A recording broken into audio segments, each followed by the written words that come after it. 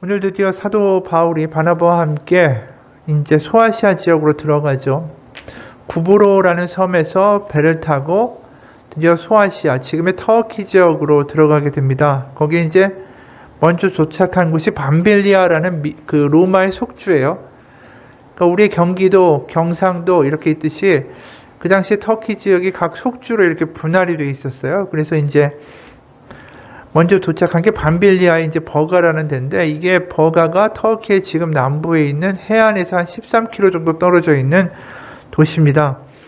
거기서 이제 더 내륙으로 들어가는 거예요. 북쪽으로. 그래서 한 160km 정도 더 들어가서 어디까지 가냐면 비시디아 안디옥에 이르게 돼요. 그러니까 이제 도시 앞에 붙는 것들이 그 도시가 속한 속주의 이름이에요. 그러니까 비시디아에 있는 안디옥이라는 도시죠. 우리가 안디옥이라는 도시의 이름을 많이 들어봤죠. 왜냐하면 이 사도 바울과 바나바가 파송을 받게 된 교회가 안디옥 교회잖아요. 근데 안디옥 교회의 그 파송은 시리아에 있는 거예요. 시리아. 그러니까 시리아는 지금 어디입니까? 이스라엘의 북쪽에 있는 거죠. 거기에 있는 안디옥에서 배를 타고 이제 구브로로 갔다가 거기서 소아시아, 터키로 올라가서 비시디아 있는 곳에 안디옥이라는 곳까지 이르게 되는 거죠. 거기서 이제 안식일날 회당을 방문합니다. 이제 회당에 가게 되면 유대인 성인 남자들이 이렇게 있고 하나님의 말씀을 그 주에 해당되는 것을 읽고, 그들 중에서 이제 성인 남자 중에 말씀을 전할 사람이 있습니까? 하게 되면 이제 그 중에 한 사람이 나와서 하나님의 말씀을 또 읽고 전하고, 이런 식으로 이제 회당에 예배가 진행이 되는데, 마침 안식일에 바나바와 이제 바울이 갔다가 설교를 하게 되는 거죠. 그게 이제 바울의 설교예요. 그게 17절부터 오늘 읽은 41절까지 이어지게 됩니다. 이제 바울의 설교 내용은 다른 게 아니에요. 거기서 이제 보통 우리가 베드로나 그리고 우리가 사도행전 전반부에 봤던 설교들을 보게 되면 이 모세가 많이 등장하고 다윗이 등장하고 아브라함도 등장하고 뭐 이런 식으로 이야기가 진행이 되는데, 오늘 사도 바울의 설교에는 아브라함이나 모세가 언급이 안 되고 바로 출애굽에 대한 이야기부터 시작을 합니다. 그리고 이제 두 인물을 특이하게 언급하는데, 다윗은 뭐 익히 과거에도 언급이 되었었죠. 근데 눈에 띄는 인물은 세례 요한이라는 인물이 더 부각되어 이제 설교 가운데 등장을 하죠. 먼저 출애굽의 이야기를 시작을 하는데 그게 17절이에요. 이 이스라엘 백성의 하나님이 우리 조상들을 택하시고 애굽 땅에서 나그네된 그 백성을 높여 큰 권능으로 인도하여 내사. 그러니까 우리가 17절부터 그 이하를 쭉 보다 보면 모든 행위의 주체가 하나님으로 되어 있다라는 걸 우리가 눈여겨보게 돼요. 출애굽 역시도 이스라엘 백성의 하나님이 시작을 하신 거예요. 그리고 그 후에 사사시대, 왕정시대를 거쳐서 사울을 세우시고 또 사울을 40년 다스리게 하시다 결국은 폐하하시고, 그리고 이제 그 다음에 첫 번째 등장인물인 다윗을 세우시는 사건까지 기술이 됩니다. 그게 22절이에요. 폐하시는 건 이제 사울이죠. 다윗을 왕으로 세우시고 증언하여 이르시되 내가 이새의 아들 다윗을 만나니 내 마음에 맞는 사람이라 내 뜻을 다 이루리라 하시더니, 그럼 이제 다윗까지 연결된 다음에 바로 그 다음에 23절에 예수님으로 갑자기 연결이 됩니다. 근데 23절에 하나님이 약속하신 대로 이 사람의 후손에서 이스라엘을 위하여 구주를 세우셨으니 곧 예수라. 그러니까 오늘 이 설교의 키포인트가 뭐냐 하면은 약속이라는 단어예요. 약속. 그러니까 하나님이 약속하신 대로, 하나님의 계획 가운데로 하나님이 구약부터 이미 모든 것들을 예비하시고 택정하시고 계획하신 그 계획대로, 그래서 다윗의 후손 가운데 다윗에게 주신 언약이 있잖아요.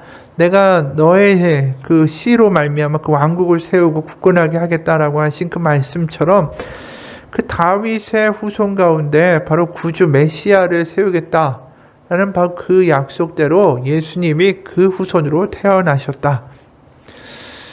그러니까 이 이야기는 사실 이사야에도 나오고 그 다윗의 이새의 줄기에서 메시아가 나온다라는 이야기부터 시작해서 이 다윗의 후손이 분명히 메시아가 될 것이다라는 것은 성경을 아는 일반 유대인들의 상식이었어요. 그래서 그 기대에 맞도록 드디어 약속대로 예언대로 하나님이 다윗의 후손으로 예수님을 태어나게 하셨다. 그 다음에 또 무슨 이야기를 하냐면 세례 요한이 또 예수님을 메시아라고 이야기했다. 그러면서 24절에 이야기해요. 그가 오시기에 앞서 요한이 먼저 회개의 세례를 이스라엘 모든 백성에게 전파하니라. 요한이 그 달려갈 길을 마칠 때에 말하되 너희가 나를 누구로 생각하느냐? 나는 그리스도가 아니라. 그리스도가 메시아죠. 메시아는 기름 부음 받은 자라는 뜻이고 그게 메시아는 히브리어고 그리스도는 헬라어입니다. 다 같은 거죠. 나는 메시아 그리스도가 아니라 내 뒤에 오시는 이가 있으니 나는 그 발에 신발끈을 풀기도 감당하지 못하리라 하였으니. 이 세례 요한에 대한 이야기를 갑자기 이렇게 하는 이유는 뭘까? 우리가 사도행전 19장을 보게 되면 이런 대목이 나오는 걸 보게 돼요. 19장 1절부터 4절 보면 아볼로가 고린도에 있을 때 바울이 위치방으로 다녀 에베소에 와서 어떤 제자들을 만나 이르되 너희가 믿을 때 성령을 받았느냐 이르되 아니라 우리는 성령이 계심도 듣지 못하였노라. 바울이 이르되 그러면 너희가 무슨 세례를 받았느냐 대답하되 요한의 세례니라. 바울이 이르되 요한이 회개의 세례를 베풀며 백성들에게 말하되 내 뒤에 오시는 이를 믿으라 하였으니 이는 곧 예수라 하거늘. 그러니까 그 당시 우리가 보게 되면 고린도 지방 또 에베소 이게 그리스잖아요. 지금의 그 지역에 있는 유대인들까지도 요한의 세례를 받았다라고 이야기하니까 세례 요한의 영향력이 그 디아스포라에 있는 모든 유대인들에게 강력하게 미치고 있었다라는 거예요. 그래서 사람들이 예수님에 대해서는 알지 못한다 할지라도 세례 요한에 대해서는 그 권위를 인정하고 있는 거죠. 바로 하나님의 말씀을 예언자로 전하다가 그가 죽임을 당했다. 근데 그 세례 요한, 너희들이 믿는 선지자라고 인정하는 세례 요한이 결국 말한 진정한 메시아가 누구였냐면 예수 그리스도였다라고 강조하는 거예요. 그러니까 그들이 가지고 있는 메시아에 대한 여러 조건들이 있을 거 아니에요. 다윗의 후손이다. 일단 거기에 예수님은 맞는다라는 거죠. 그리고 두 번째로 이사야 40장에서 이야기하는 새로운 출애굽을 일으킬 메시아가 오신다라고 예언했던 그 세례 요한. 그래서 말라기에서 그 메시아가 오기 전에 엘리야를 보내시겠다 말씀하신 그 엘리야에 합당한 인물이었던 세례 요한이 바로 이야기한 메시아가 누구냐? 예수님이다. 그래서 그 모든 조건에 부합하는 예수님이 오셨는데 사람들이 그것을 선지자가 다 말하고 다 예언이 이루어졌음에도 불구하고 알지 못하고 27절에 예루살렘에 사는 자들과 그들의 관리들이 예수와 및 안식일마다 외우는 바 선지자들의 말을 알지 못함으로 그렇죠. 예수를 정죄하여 선지자들의 말을 응하게 하였도다. 그래서 결국은 예수님을 십자가에 못 박아 나무에 매달아 죽였다. 그렇게 이야기를 하죠. 근데 거기서 끝나는 게 아니라 이게 지금 죽음으로 끝나버리면 사실은 메시아라는 이야기를 할 수 없잖아요. 결국 이제 부활의 이야기를 합니다. 31절에 갈릴리로부터 예루살렘에 함께 올라간 사람들에게 여러 날 보이셨으니 그들이 이제 백성 앞에서 그의 증인이라. 부활의 증인들이 있다라는 거예요. 그리고 예수님이 부활하신 게 이게 성경에서 말한 예언을 이루는 것이다 라는 것을 이야기하기 위해서 성경 구절을 인용하기 시작해요. 근데 그 인용 부분이 대부분이 시편에서 나와요. 시편을 누가 지었습니까? 다윗이 기록한 거죠. 결국 다윗이 자신의 후손 가운데 이러한 일이 있을 것이다 라고 예언한 바가 이루어진 것이 예수 그리스도의 부활의 사건이다 라는 거예요. 33절 보면 그 하나님이 예수를 일으키사 우리 자녀들에게 이 약속을 이루게 하셨다 함이라 시편 둘째 편에 기록한 바와 같이 시편 2장 2편의 7절이에요. 너는 내 아들이라 오늘 너를 낳았다 하셨고 이게 뭐냐 하면 이게 제왕시입니다. 시편 2편이 대관식을 이야기해요. 하나님이 다윗의 후손 누군가로 하여금 바로 하나님이 메시아로 세우셔서 그를 왕으로 세우신다. 그래서 이제 그 시편 2편을 이야기하고 또 34절에 또 하나님이 죽은 자 가운데서 그를 일으키사 다시 썩음을 당하지 않게 하실 것을 가르쳐 이르시되 내가 다윗의 거룩하고 미쁜 은사를 너에게 주리라 하셨으며 이것도 이사야 55장 3절이에요. 이 다윗을 언급하는 이사야의 구절을 가져오는 거죠.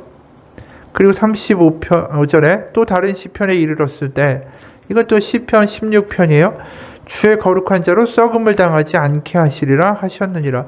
그러니까 이야기가 좀 복잡하긴 하지만 결국 이 시편과 이사야서를 다 가지고 뭘 얘기하냐면 다윗의 영원한 언약 가운데 메시아가 오는데 그 메시아는 결코 썩음으로 죽음으로 끝나지 않게 하실 것이다라고 예언하셨다라는 거예요. 시편에.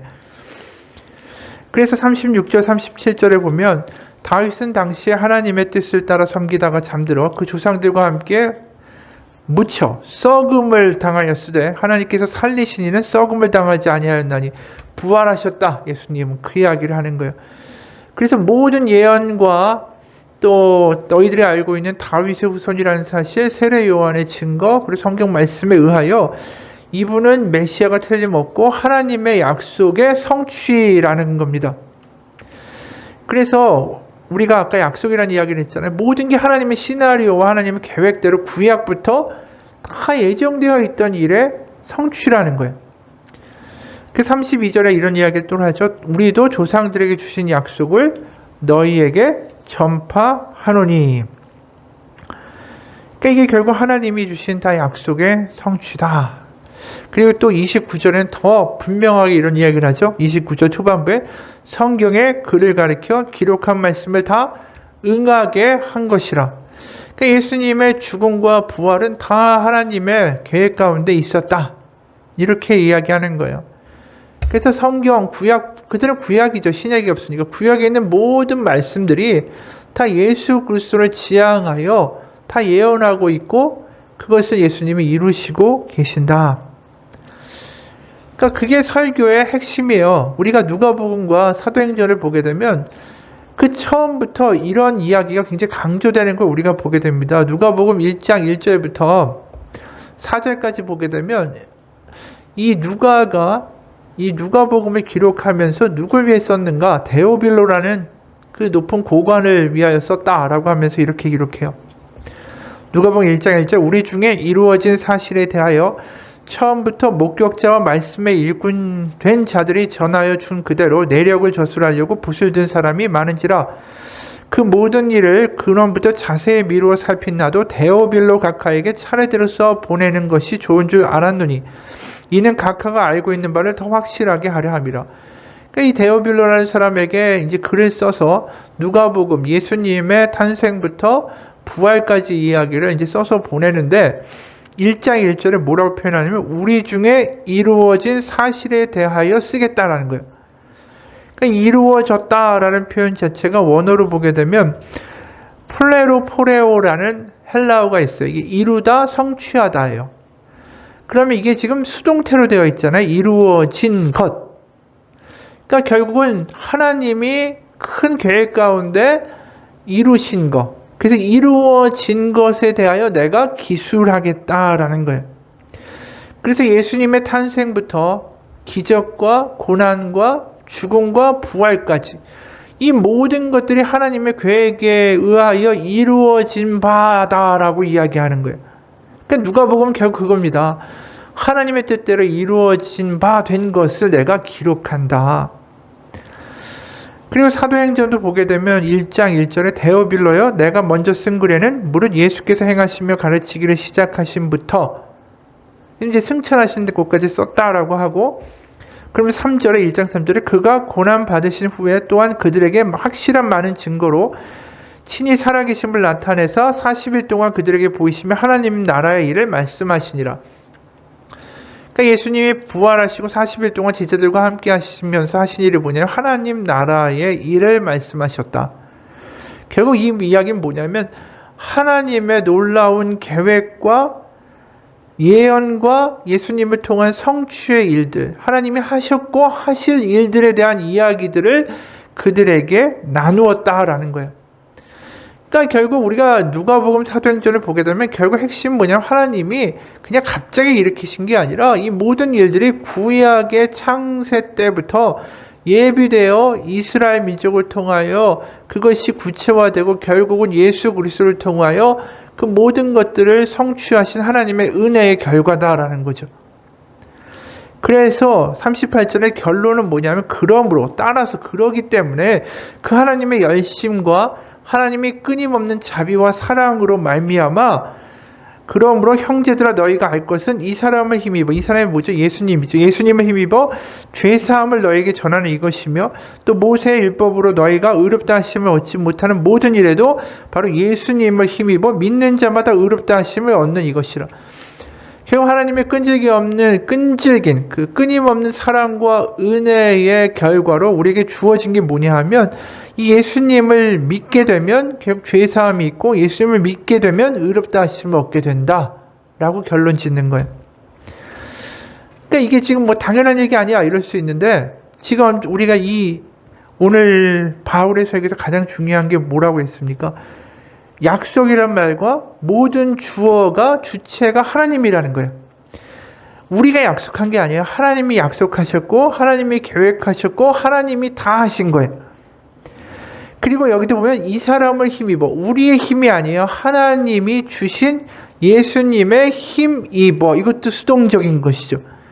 그리고 의롭다 하심도 얻는 거예요. 우리가 획득하는 게 아니라 죄사함도 우리가 얻는 것이죠. 스스로 우리가 획득하는 게 아니라는 거예요. 그러니까 지금 이걸 쭉 보다 보면 결국은 한마디로 말할 수 있어요. 받으라는 거예요. 받으라. 그러니까 예수님을 통해서 드러난 하나님의 끈질긴 사랑과 인내와 은혜와 수고를 받아들이면 너희 가운데 분명한 자유가 있고 노임이 있고 해방의 때가 온다라는 거예요. 출애굽을 통해서 바로에게서 그 조상들을 이끌어 주시고 자유를 주셨던 그 하나님이 바로 이 어둠 가운데 있는 백성들에게 그 자녀들에게 자유를 주기 위하여 예수님을 보내셨으니 받으라. 영접하라. 그래서 죄사함이라는 단어가 전에도 여러 번 얘기했지만 누가복음 4장에 나와 있는 말씀을 그대로 표현한 거잖아요. 그 죄사함이라는 단어에 사한다라는 게 자유케 한다, 놓아준다라는 뜻이에요. 그래서 누가복음 4장에 보면 주의 성령이 내게 임하셔서 가난한 자에게 복음을 전하게 하시고 내 기름을 부으사 나를 보내사 포로된 자에게 자유를 눈먼 자에게 다시 보게 함을 전파하며 눌린 자를 자유롭게 한다. 여기 나온 눈먼 자를 자유롭게 한다라는 게 이 죄사함과 똑같은 단어가 쓰여 있어요. 결국 예수를 영접하는 이유는 뭐냐면 하나님이 주신 자유를 우리가 받아들이는 거예요. 우리가 하나님이 주신 자유라는 선물을 받았음에도 불구하고 그것을 경험하거나 그걸 소유하지 못하고 있다는 게 지금 안타까운 현실이라는 거예요. 결국 복음서든 사도행전이든 가장 중요한 건 주어졌으니 그것을 소유하고 받고 감사하고 기뻐하는 자가 되라. 그래서 복음이라는 거예요. 복음은 내가 이루는 게 아니라 하나님이 이루신 것을 받기만 하면 되기 때문에 바로 하나님이 하신 일이에요. 그래서 구약에서 보면 이스라엘이 하나님이 무언가를 성취하시는데 이바지한 적이 없어요. 방해를 하거나 실망을 시키면 실망을 시켰지. 아담도 하나님이 하시는 일에 대해 협조적이었나? 아니잖아요. 아담이 선악과를 먹고 결국 에덴 동산에서 쫓겨나는 일을 아담이 이루게 된 거죠. 결국 하나님이 다 하신 거예요. 그래서 십자가에서 예수님이 죽으시면서 하신 마지막 말씀, 가장 강력한 말씀이 뭡니까? 다 이루었다라는 거예요. 결국 이 말을 다르게 하면 하나님의 그 구원의 방식은 우리가 성취하는 것이 아니라 우리가 받아들임으로 이루어지는 거라는 거죠. 그러니까 이건 경건뿐 아니라 우리가 거룩하게 된 성화의 문제도 마찬가지예요. 내가 성취하는 게 아니라 하나님을, 예수님을 바라봄으로 말미암아 우리 가운데 성화와 거룩함이 만들어진다라는 거죠.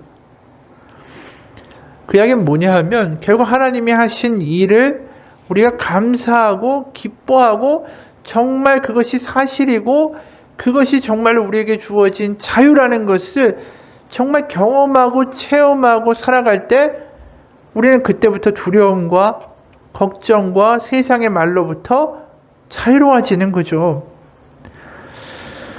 결국 하나님이 우리가 성경을 읽으면서 뭘 보게 됩니까? 우리를 자유케 하시고 회복시키시려는 하나님의 신실하심 그리고 포기하지 않는 하나님의 사랑과 애씀과 수고가 구약에 절절히 나타나잖아요. 근데 그걸 얼마만큼 깊이 받아들이고 절감하며 살아가는가가 믿음의 척도라는 거예요. 그러면 그게 느껴지면 내가 어떻게 감격하지 않고 하나님에 대한 사랑이 불타오르지 않겠어요? 어떤 분이 이런 간증을 합니다. 6살쯤 되었던 우리 큰딸이 학교에서 스포츠데이라는 데에 참여했다. 이 한국분이 미국에 사는 교포예요. 아이들은 경기에서 이길 때마다 탐나는 트로피 스티커를 받게 되었다. 근데 한 30분 정도 지났는데 그 트로피 스티커를 받지 못한 건 바로 우리 딸 한 명뿐이었다. 나는 걱정이 되었지만 30분만 더 기다리면 아이가 스티커를 받지 않을까 기대했다. 하지만 2시간이나 지났는데 결국 아이는 트로피 스티커를 한 장도 받지 못한 채 경기장에서 나왔다. 아이는 고개를 푹 숙이고 있었다. 우리는 차를 타고 2마일을 달려 집으로 왔다. 집에 도착하자 아이는 자기 방으로 들어가 방문을 닫아버렸다. 그래서 아이가 울고 있는 방으로 들어가 말했다. 얘야, 괜찮아. 난 네가 정말로 자랑스러워. 정말 잘했단다. 넌 경기에 참여했고 뛰었고 그것만으로도 정말 괜찮고 훌륭하니까 네 동생, 네 엄마, 나도 네가 참 대견하고 대단하다고 생각해. 근데 이제 딸아이가 반박을 하는 거죠. 아빠가 날 대단하게 생각하든 나는 관심이 없어요. 왜냐하면 난 트로피 스티커를 오늘 받지 못했거든요. 그러면서 이 대화를 더 어렵게 만든 건 이 딸아이의 그 다음의 말이었어요. 아빠, 제가 오늘 왜 빨리 달리지 못했는지 아세요?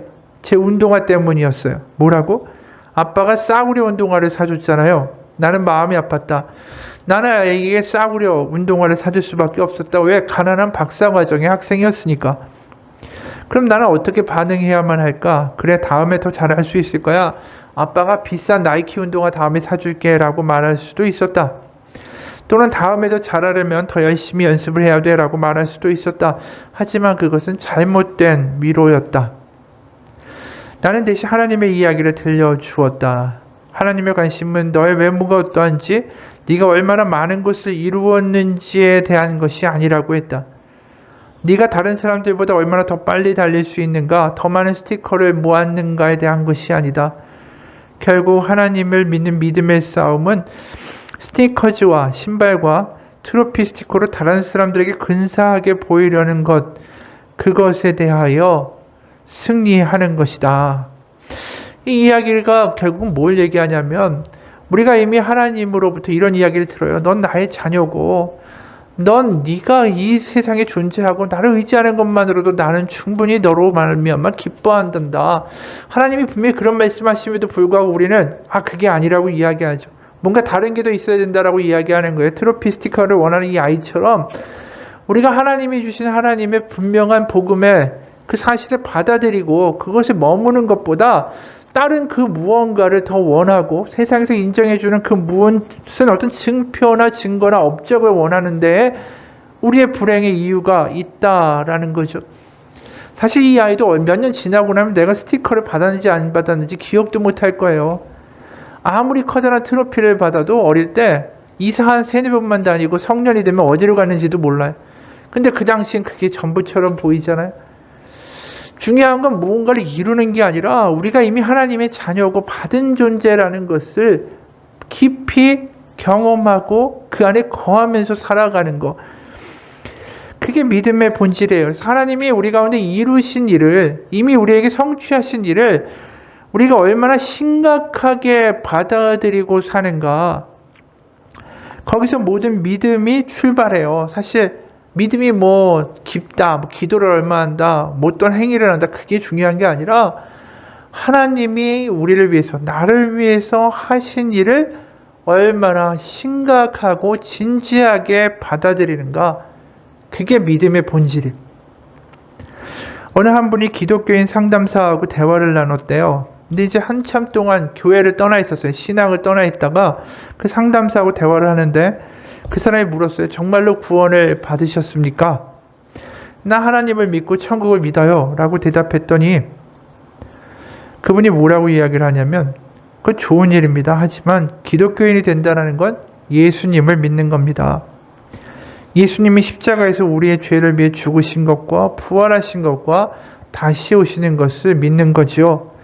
그것을 분명히 믿어야 천국에 갈 수 있습니다 라고 말했습니다.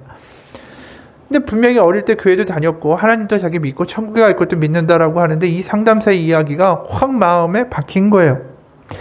이건 내가 이전에 들었어도 정말 많이 들은 말인데 뭔가 그 이전까지 그걸 진지하게 생각해 본 적이 없었다라는 것을 알게 된 거죠. 그 말을 계속해서 곱씹다가 마침내 깨닫게 됐어요. 이분이 이렇게 말해요. 딸을 차 뒷좌석 카시트에 앉히고 운전을 하고 있었는데 누군가가 죽었다는, 하나님께서 우리의 죄를 위해 예수님을 보내시고 그분의 십자가에 못 박혀 죽음으로 우리의 죄를 해결하셨다는 강력하고 압도적인 느낌이 정말로 진지하게 나에게 처음으로 다가왔다. 그러면서 당신은 용서받았어요 라고 쉽게 말하는 게 아니라 나를 용서하기 위해서 고난받으시고 죽으셔야만 했던 분이 있다라는 거. 그러면서 그때 그 용서의 무게가 확 와닿은 거예요. 그래서 이것이 너무나도 큰 무게감으로 나에게 다가왔고 그리고 다음 주에 교회에 가서 예배하게 됐습니다 라고 이야기해요. 우리가 너무나도 당연하게 받아들이는 것이 사실 당연한 게 아니라는 거죠. 우리가 그 받아들이는 걸 잘 받아들일 수 있는 사람, 그리고 거기에 머물 수 있는 사람, 그걸 뭐라고 하냐면 은혜가 은혜되게 하는 사람이라고 할 수 있는 거예요. 이 받아들이고 감격하고 그 안에서 머물고 그것을 붙잡고 사는 일이 되지 않을 때 우리는 어떤 일이 벌어지냐면 나의 정체성과 자존감도 흔들거리고 세상의 말 가운데 흔들거리고 그리고 내가 어떻게 용서받았는지 잊어버리니까 순간순간 교만해지고 내가 하나님을 위해서 뭘 해준 것 같은 그러한 마음들이 점점 들게 되고 내가 사랑에 감격해서 사랑으로 한 게 아니라 내가 마치 뭘 위해서 희생한 것처럼 대가를 바란 사람처럼 이렇게 신앙생활이 변질되게 된다라는 거예요. 내가 정말로 그 받아들이는 일에 대하여 진지하고 그것이 정말로 나에게 은혜가 되고 감격이 될 때는 당연히 나에게 기쁨이 있죠. 그리고 감사하죠. 그리고 당연히 거기에 따른 반응으로서의 사명과 복음을 전하려는 마음도 생길 수밖에 없는 거예요. 그러니까 전도를 합시다. 이 행동이 중요한 게 아니라 먼저 내가 예수 그리스도의 복음이 얼마나 나에게 기쁜 소식인가에 대하여 내가 기뻐하지 않으면 전도가 일이 돼버리는 거예요. 어느 순간. 그러니까 내가 복음을 복음으로 경험하고 있을 때 전도는 자연스럽게 따라오는 결과라는 거죠. 우리가 하나님의 말씀은 영원히 서리라 이 말 자체가 그냥 있는 게 아니에요. 이 말씀이 뭡니까? 하나님의 말씀은 결국 하나님의 계획, 하나님이 바로 구약부터 신약에 이르기까지 하나님의 끈질긴 사랑의 이야기, 하나님의 끊임없는 수고와 열정의 이야기, 그 이야기가 영영이 서고 그것이 나에게 감동으로 다가오고 그게 성경에 나와 있는 2000년 수천 년 전의 이야기가 아니라 바로 나의 이야기로, 나를 향한 하나님의 이야기로 다가올 때 그때 내 안에서 그 말씀이 올바르게 서는 거예요. 오늘 사도 바울이 그 이야기를 하는 거예요. 받아들이라는 거예요. 하나님이 하신 일이에요. 하나님이 다 이루셨고 얼마나 심각하게 반역하며 예수님을 죽이기까지 했지만 그래도 하나님은 끝까지 예수님을 살리심으로 하나님의 계획을 이루시며 하나님이 완성하셨다. 하나님이 이루신 일을 기뻐할 수 있어야 돼요. 나는 주님의 것입니다 라는 그 간증책이 있어요.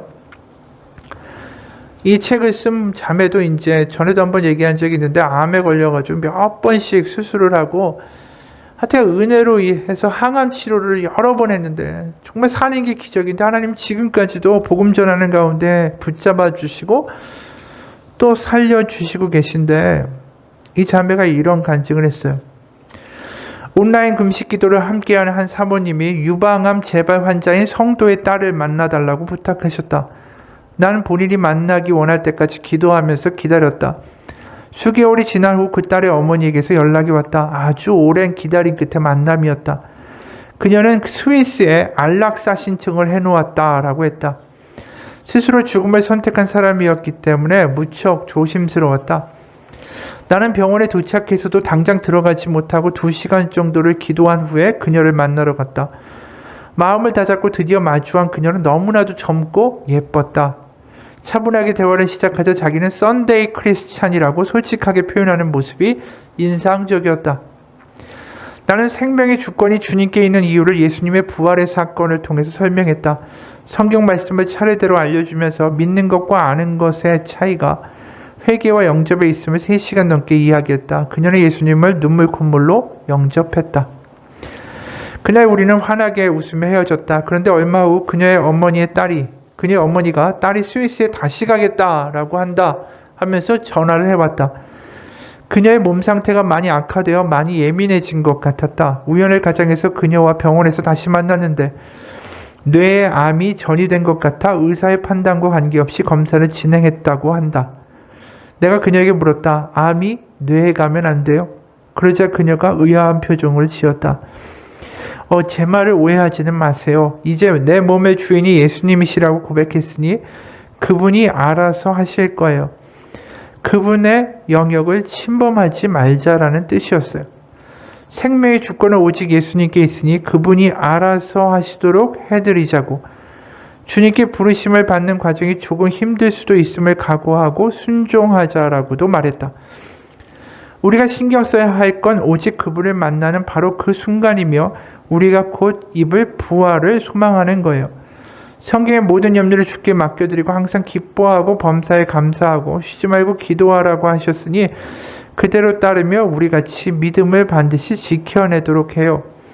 그녀와 함께 기도하고 예수는 나의 주를 함께 외친 다음 헤어지려는데 그녀가 내게 선물을 내밀었다.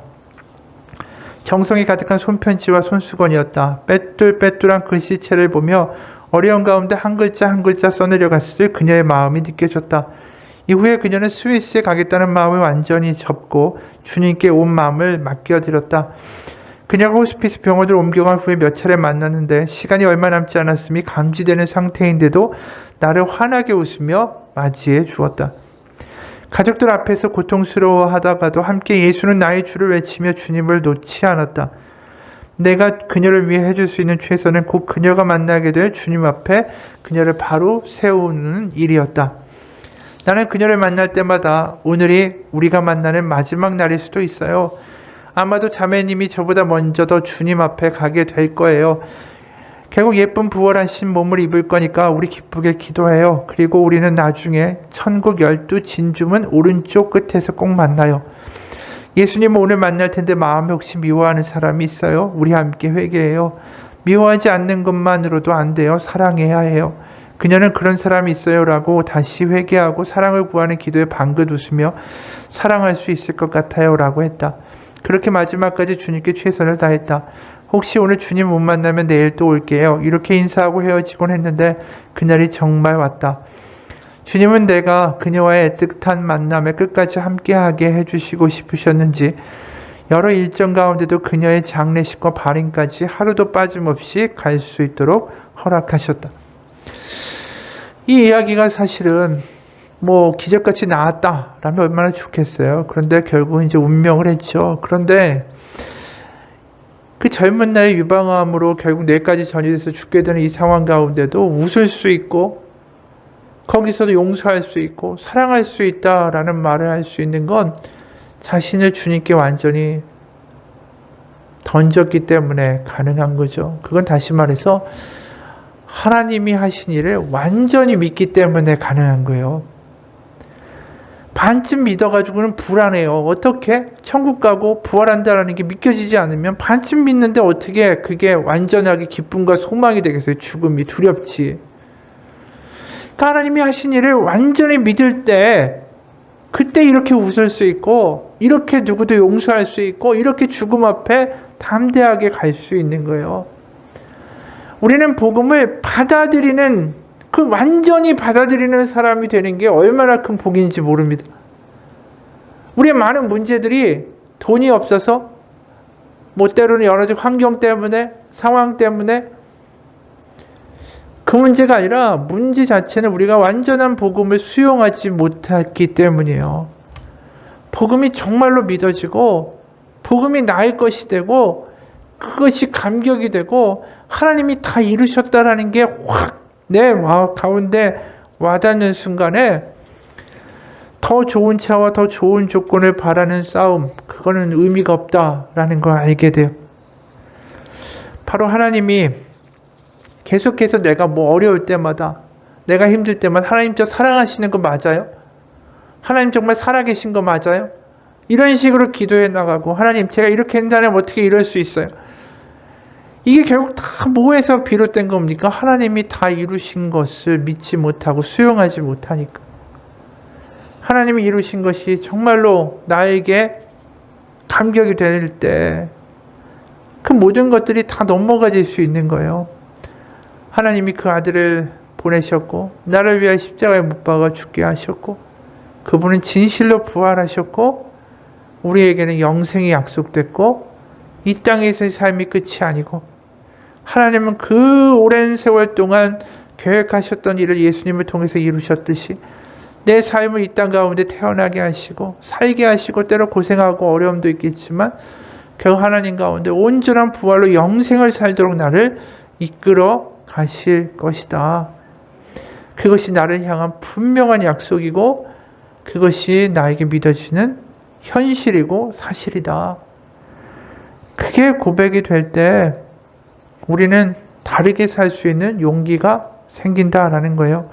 그게 받아들여지면 기뻐지는 거죠. 그게 정말 나에게 사실이고 오늘 나에게 주어지는 진정한 눈에 보이는 현실이 아니라 진짜 현실이 그거라면 거기서 기쁨과 감사와 소망이 나오는 거죠. 하나님은 사실 우리가 기뻐해야 할 것들을 이미 다 주셨어요. 근데 하나님 다른 걸 주셔서 날 기쁘게 해주시고요. 내가 원하는 소원을 들어주셔서요. 날 더 행복하게 해주세요.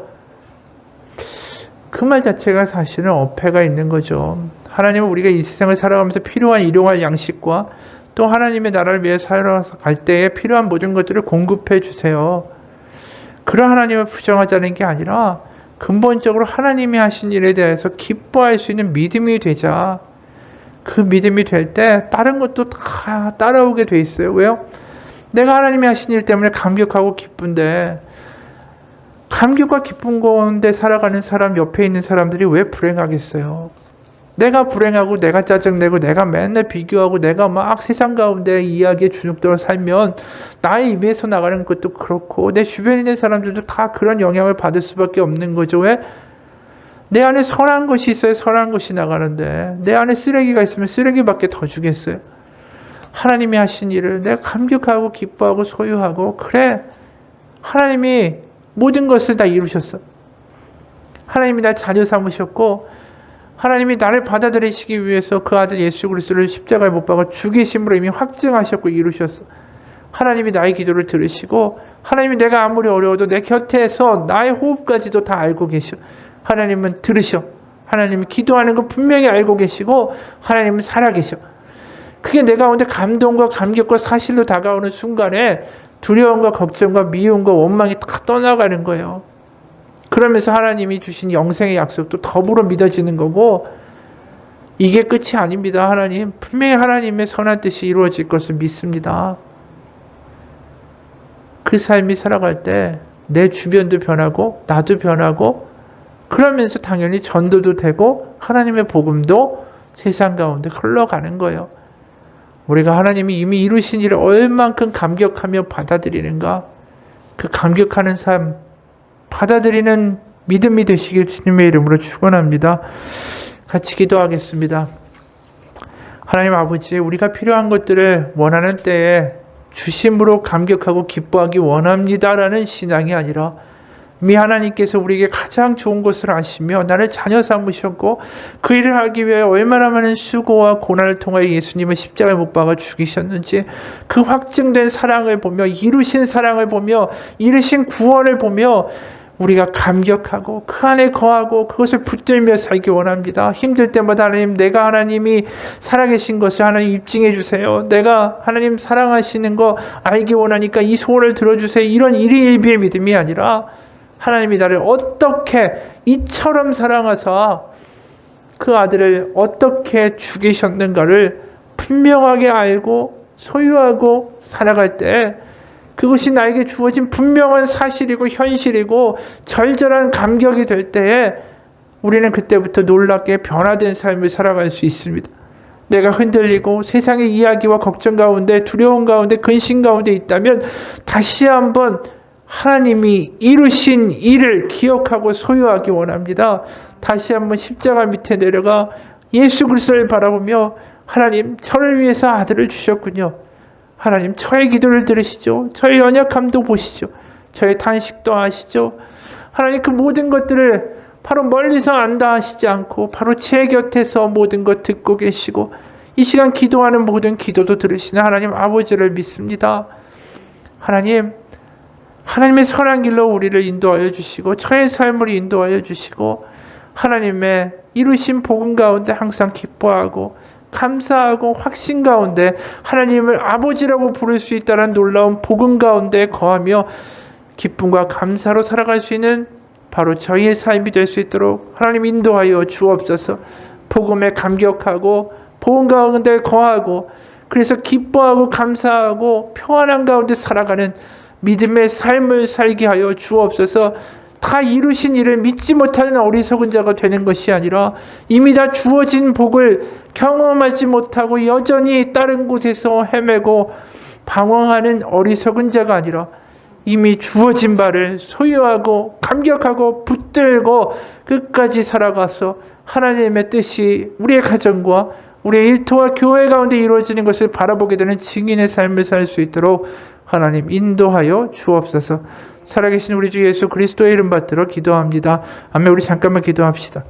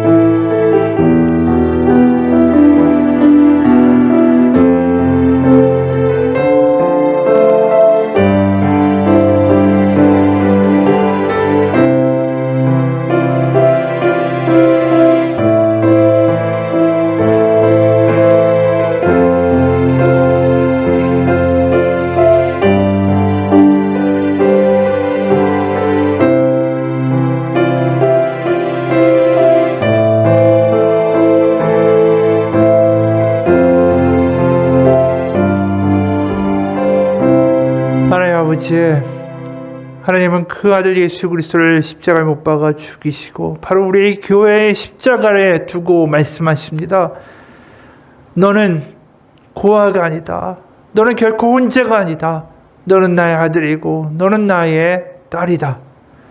하나님, 그 하나님의 맹세와 약속과 하나님이 이루신 일, 나의 부족함과 나의 허물과 나의 상처와 나의 욕심과 나의 부족함에도 불구하고 나를 자녀 삼으신 하나님의 분명한 복음의 소식을 경험하며 이 시간 그동안 두려워했고 걱정했고 염려했고 불안했던 모든 것을 이 시간 다 십자가 앞에 던져놓습니다.